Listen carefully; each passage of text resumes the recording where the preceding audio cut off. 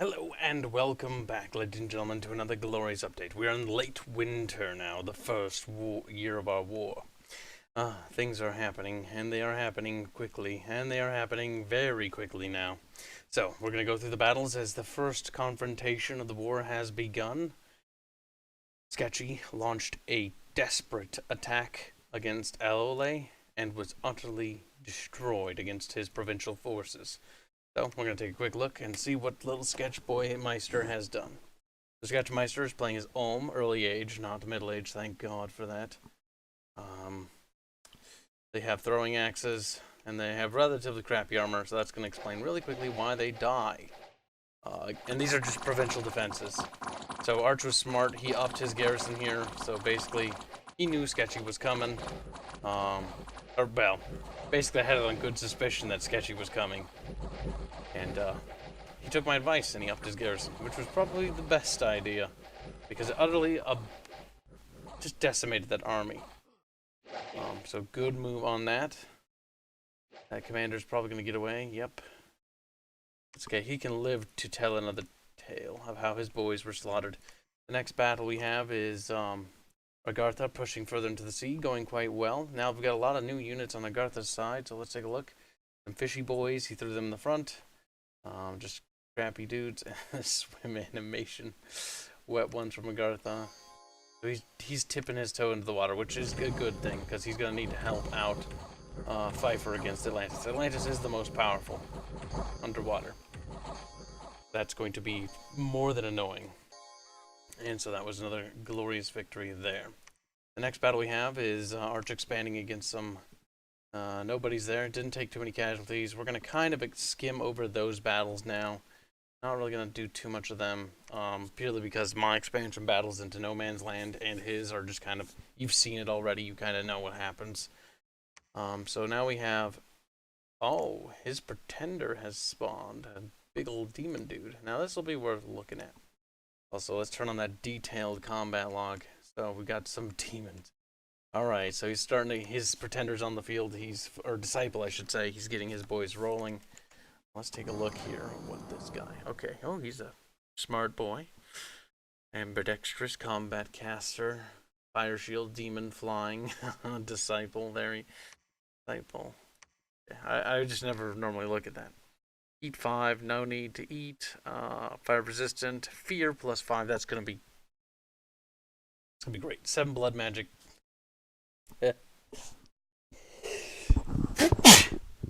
Oh, excuse me. I tried to mute myself, but apparently my hotkey didn't work. God damn it, Stream Deck, you have failed me! Well, excuse me as I sneezed to death. The demons, I had to sneeze away the demons. The demons were infesting me. Summoning imps. And then these imps go and attack, which are doing, wow, lightning? Or is this guy? That might be this guy. Shocking grasp, yeah, that's him. Yep, and then his army shows up. Those demons are actually going to hold up the enemy troops. Oh god, he's just summoning more little fucks. Yeah, that's actually quite good. He's throwing demons at the enemy. This is nice little imps. Because he's using blood magic, flying around the battlefield. And he was able to utterly destroy that garrison with really no casualties, honestly, that's the excellent part, because the imps soaked it up. It means he can keep pushing with that army, which is great. I had a battle against some independents, no casualties, not surprising. The garrison there was weak. He had another battle, but he was defeated. This one was unfortunate. This was his army in the south that he was trying to go north. Now they got defeated here. Probably, they have a Minotaur? A War Minotaur. I can't even make those. Those are kind of cancer. They're cancer because they have that bronze cuirass instead of leather armor. That's nicer. And they have ice elementals. Those aren't going to be fun. It's winter. Yep. Little fire elemental caught one of his boys in the back on fire and burned him to death.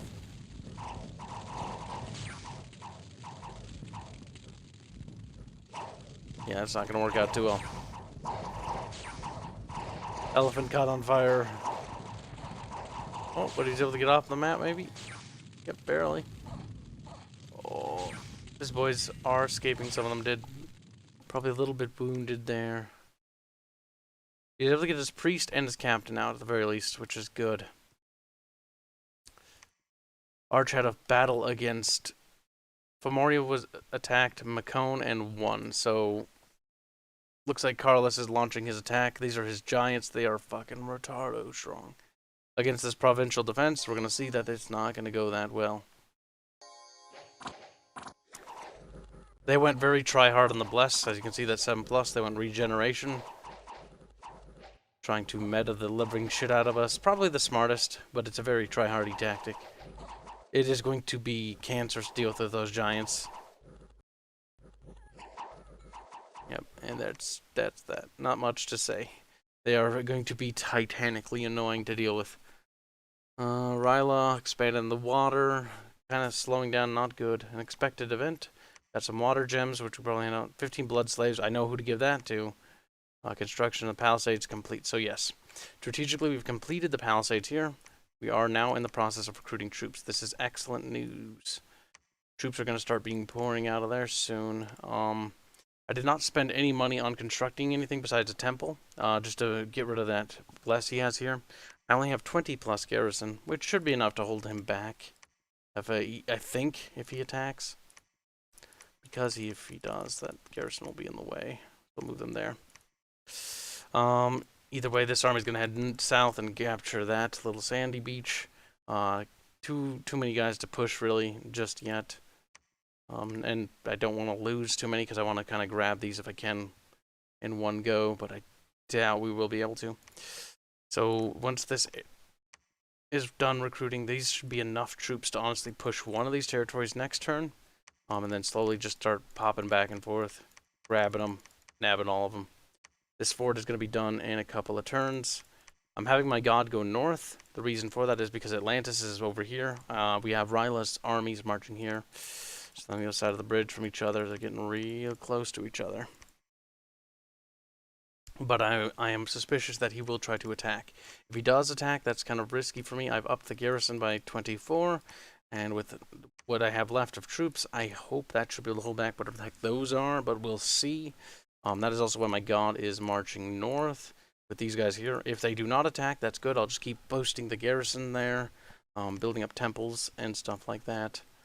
But I'm going to have this priestess go down here, and she's going to go over here to the crystal fields and build a temple there. So I can sort of wall off their their dominion basically from spreading inside of me. Now, I don't know if this guy's going to be a threat here, but again, it only takes me a couple turns to maneuver around, but he could still do a lot of damage. So I've got to be cautious.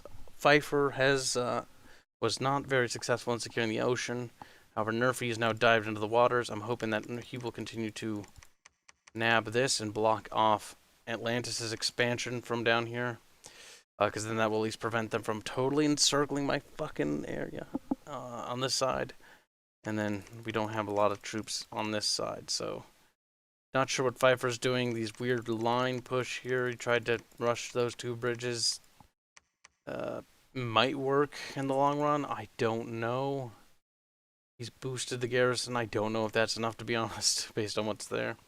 We'll have to see. We'll have to see. Either way, if I can lock down and keep... But I'm not even going to send any more troops here. Only from this fort here, and they're going to be tasked with cleaning up that. This fort is purely producing troops, which will be used against Hands in the following offensive next year. So, after this first year ends, it's going to come summer, and I'm going to boost these garrisons up as much as I can so I can hold them here. This army here is going to nab that and that. Once it gets this, we'll hop over here, and then we'll see where the fort is. We can build it. I kind of waited, because I'm wondering if this will actually be a better spot. Build the fort here or here. I'm not sure 100%. I might end up building here because we might get more production from the mountains, because mountains offer more production than, which are those little hammers, which is basically like resources. Resources allow to build more advanced units and stuff like that. This fort is almost done. It only has 2 months to go, 2 turns. If, like I said, that they don't attack, my god will then turn his attention to grabbing this, and then this. And then heading back. basically taking a couple turns, enough to build up 5 white centaurs a turn. Those 5 white centaurs will be eventually enough to just overwhelm Hands to the north. That's the idea, to just trample him down and erase him. Now, Sketchy was obliterated by his defenses, which is great. Hands has not secured his rear line, which is also fantastic, which means he is sitting there vulnerable as can be. If he attacks, that would be his folly.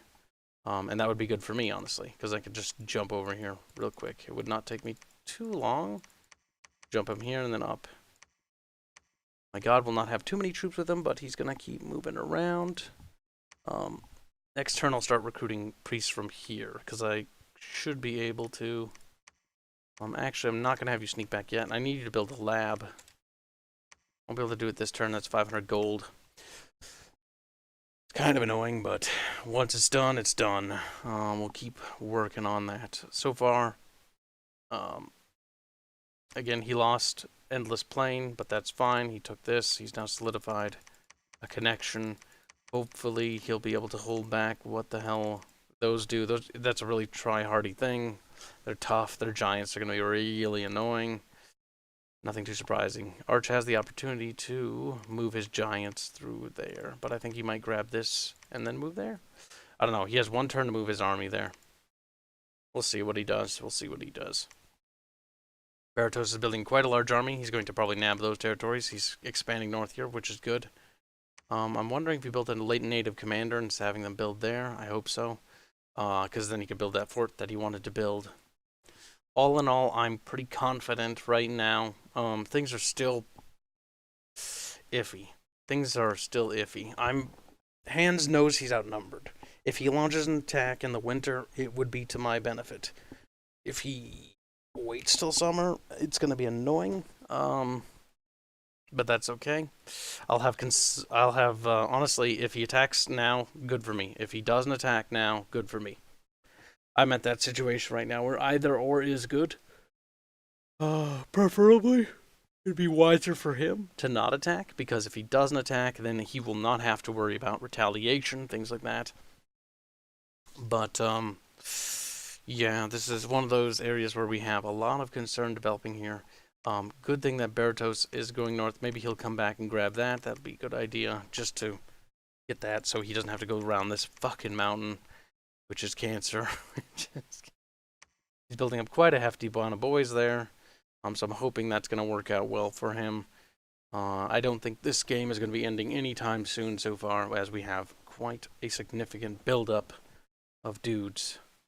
I am very surprised that Hands did not secure this region yet. I imagine he will secure it long before he advances.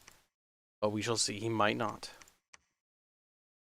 Either way, until next time, ladies and gentlemen, this will be another short Dominions episode, as we don't have a whole heck of a lot to do.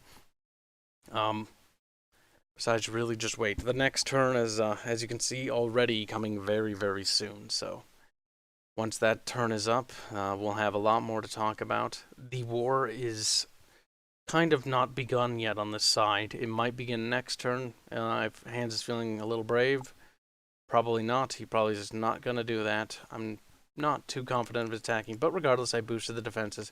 This is not enough to hold him back. To be completely honest with you, I do not think they will stall him in the slightest. In fact, if I don't think they're going to stall him in the slightest, I'm going to reduce the garrison size there, because this army I'm going to rely on being the support for that region, and instead boost the garrison over here. Because what I want is I want this fort to get finished, and with that army of 50 there, that is actually sending off some red alarms. So, Sandro might try a little cheeky maneuver to get up on shore there. If he does, he'll have a surprise waiting, and I have an army not too far away that will easily be able to crush whatever garrison he can assemble. It's my god, plus some white centaurs and minotaurs. It's not going to be pretty for him. It's going to be bloody. It's going to be messy.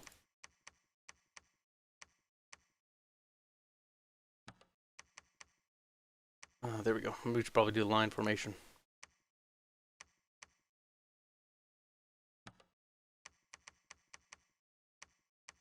Get that out of the way. There we go.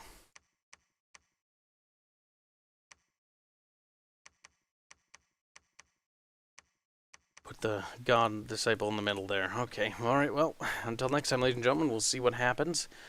Hopefully all goes well. If not, oh boy, we're in for one hell of a shitstorm. Until next time, bye-bye.